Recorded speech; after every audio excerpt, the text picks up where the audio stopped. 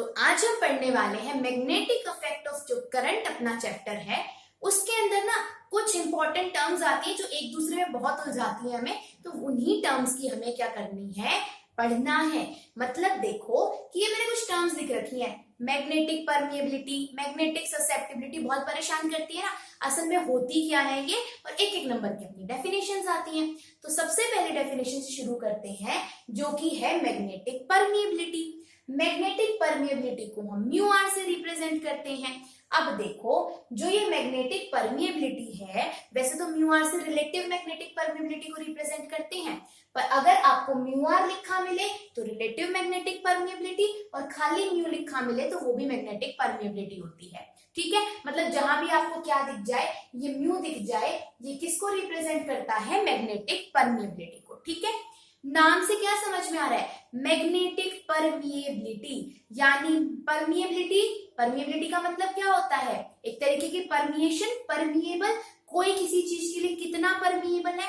मान लिया आप कहां पर गए, कहीं पर घूमने गए और वहां पर एंट्री पास लग रहा था, ठीक है, तो अब क्या होगा, उसकी गार्ड की मर्जी है ना कि वो आपको अंदर जाने दे या ना जाने दे। तो मतलब क्या है, परमिएबिलिटी एक तरीके से। तो मैग्नेटिक परमिएबिलिटी का मतलब क्या होता है, ability of a material to permit the passage of magnetic field lines, यानी कोई मटेरियल है आपके पास में, उसका कितनी वो परमिशन देता है मैग्नेटिक फील्ड लाइंस को अपने अंदर से क्रॉस करके जाने की, वो क्या कहलाती है आपके पास में, मैग्नेटिक परमिएबिलिटी। यानी कि ability of a material to permit the passage of magnetic field lines through it. जैसे वो गार्ड था ना, अब उसकी मर्जी है कि वो कितने लोगों को अंदर जाने दे। ठीक ऐसे ही यहाँ पे जो भी आपने मटेरियल लिया है, किसी भी मटेरियल की मैग्नेटिक परमिएबिलिटी निकालेंगे, अब उसकी कितनी एबिलिटी है कि वो अपने अंदर से मैग्नेटिक फील्ड लाइंस को पास करने दे, वो क्या कहलाती है आपकी मैग्नेटिक परमिएबिलिटी। ठीक है, ability of a material to permit the magnetic field lines. Next term है मैग्नेटिक फील्ड स्ट्रेंथ, जो हम बी पढ़ते हैं ना, बी से रिप्रेजेंट करते हैं हम किसको, मैग्नेटिक फील्ड स्ट्रेंथ को बी से रिप्रेजेंट करा।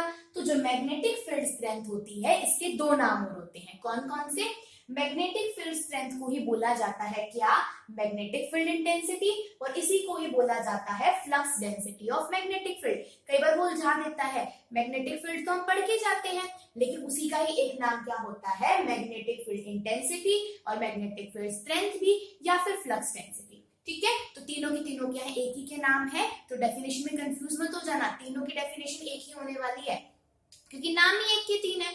अब ये होती क्या है, देखो मैग्नेटिक फील्ड स्ट्रेंथ होती है आपके पास में फोर्स एक्सपीरियंस बाय यूनिट। देखो इस तरीके से समझो कि कोई यूनिट पॉजिटिव चार्ज था आपके पास में, ठीक है, यूनिट पॉजिटिव का मतलब है कि जिसका मैग्नीट्यूड क्या हो, 1 हो, ऐसे समझो। मान लिया मैं वेलोसिटी बोल रही हूँ, यूनिट वेलोसिटी मैंने बोला, मतलब कि मान लिया कि किसी सब्सटेंस की वेलोसिटी कितनी है, जैसे 1 मीटर पर सेकेंड, 1 सेंटीमीटर पर सेकेंड, 1 किलोमीटर पर आवर, क्या है आगे की वैल्यू तो 1 ही है ना, यूनिट ही तो चेंज करनी है, यानी वो क्या है आपके पास में, यूनिट वेलोसिटी है। तो यानी कि जो फोर्स लगती है किसी यूनिट पॉजिटिव चार्ज के ऊपर, जैसे 1 कूलम्ब चार्ज हो गया आपके पास में, या फिर चार्ज की कोई और यूनिट ले ली उसने, ठीक है, माइक्रो कूलम्ब ले लिया, मिली कूलम्ब ले लिया, जो भी वो लेगा, ठीक है आपके पास में। यानी कि जो फोर्स लगती है किसी यूनिट पॉजिटिव चार्ज के ऊपर, जब वो मूव करता है किसी यूनिट वेलोसिटी से, चार्ज है यूनिट पॉजिटिव, मूव कर रहा है यूनिट वेलोसिटी से, अब जो उसके ऊपर फोर्स लगेगी वो कैसे लगेगी, मैग्नेटिक फील्ड के परपेंडिकुलर डायरेक्शन के अंदर। ठीक है, देखो इसने बोला मैग्नेटिक फील्ड स्ट्रेंथ क्या होती है, force experienced by a unit positive charge moving with unit velocity in a direction perpendicular to magnetic field.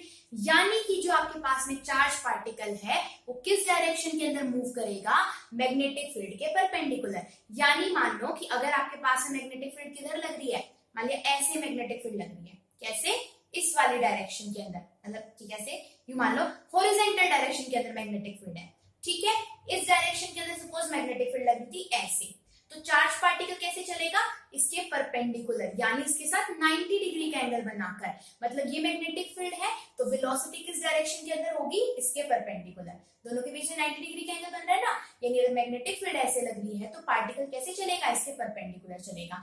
या फिर अगर मैग्नेटिक फील्ड ऐसे ऊपर की साइड लग रही है आपके पास में, तो वेलोसिटी की डायरेक्शन इसके परपेंडिकुलर होगी, यानी कि इस वाले डायरेक्शन के अंदर। मान लिया मैग्नेटिक फील्ड अगर वाई एक्सिस के अंदर लग रही है तो चार्ज पार्टिकल किधर चलेगा, आपके पास में एक्स एक्सिस के अंदर चलेगा, क्योंकि एक्स और वाई एक्सिस एक दूसरे के परपेंडिकुलर होते हैं।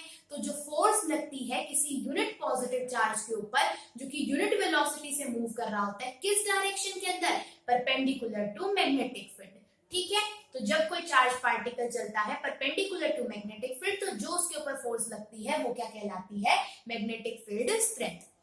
इसका फॉर्मूला भी होता है force is equal to q v cross B. अब इससे भी हम याद रख सकते हैं, ये तो फोर्स थी, अब मैंने लिखा है v क्रॉस b, ये मल्टीप्लाई नहीं, मैंने लिखा है v क्रॉस b, होंगे तो मल्टीप्लाई ही, पर फिजिक्स में हमारे पास दो होते हैं ना, डॉट प्रोडक्ट और क्रॉस प्रोडक्ट।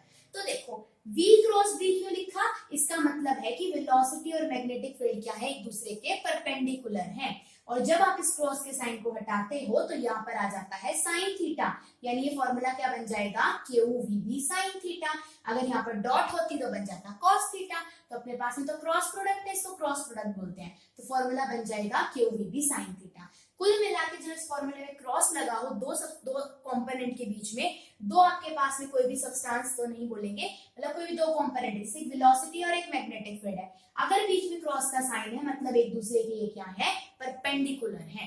ठीक है, जैसे मैंने बोला कि वेलोसिटी कहां पर किस डायरेक्शन के अंदर होगी, आपकी मैग्नेटिक फील्ड के परपेंडिकुलर डायरेक्शन में। ठीक है, आगे देखो, आगे है मैग्नेटाइजिंग फोर्स या फिर मैग्नेटिक इंटेंसिटी। क्या है, मैग्नेटाइजिंग फोर्स या फिर मैग्नेटिक इंटेंसिटी।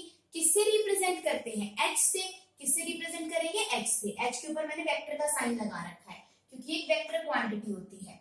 ठीक है, अब क्या नाम है, मैग्नेटाइजिंग फोर्स। मैग्नेटाइजिंग फोर्स, जैसे हम पढ़ते हैं ना किसी चीज को हिप्नोटाइज करना, मतलब क्या है कि आप कितने हद तक किसी को क्या कर सकते हो, जैसे हिप्नोटाइज कर सकते हो, तो उससे लिंक करके समझो कि मैग्नेटाइजिंग फोर्स क्या है, degree to which a magnetic field can magnetise a material, कि कितनी हद तक कोई मैग्नेटिक फील्ड किसी सब्सटेंस को मैग्नेटाइज कर सकती है, वो क्या कहलाती है, उसकी मैग्नेटिक फोर्स, मैग्नेटाइजिंग फोर्स या फिर मैग्नेटिक इंटेंसिटी। कि कितनी डिग्री तक कोई मैग्नेटिक फील्ड किसी सब्सटेंस को मैग्नेटाइज कर सकती है, वो क्या कहलाती है आपके पास में, मैग्नेटाइजिंग फोर्स या फिर मैग्नेटिक इंटेंसिटी। मैग्नेटाइजिंग फोर्स को F से रिप्रेजेंट मत कर देना, फोर्स समझ के, इसको हम H से रिप्रेजेंट करते हैं। ठीक है, अब इसका एक फॉर्मूला भी आता है, B हो गया मैग्नेटिक फील्ड, किसके बराबर होगा, म्यू इंटू में H के बराबर।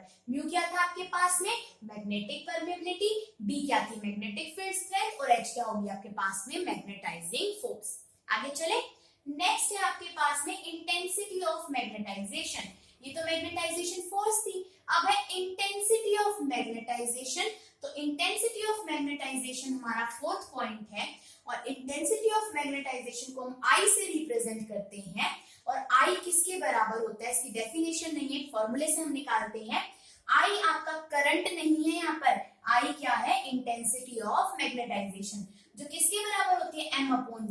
M होता है आपका मैग्नेटिक मोमेंट, और V क्या होती है, वॉल्यूम, यानी ये एक रेशियो है मैग्नेटिक मोमेंट को की और वॉल्यूम की। ठीक है, तो मैग्नेटिक मोमेंट को जब वॉल्यूम से डिवाइड कर दिया जाता है तो क्या आ जाती है आपके पास में, इंटेंसिटी ऑफ मैग्नेटाइजेशन।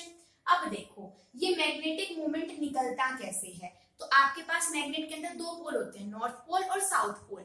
मान लिया कि इस नॉर्थ पोल और साउथ पोल के बीच में डिस्टेंस था आपका 2L।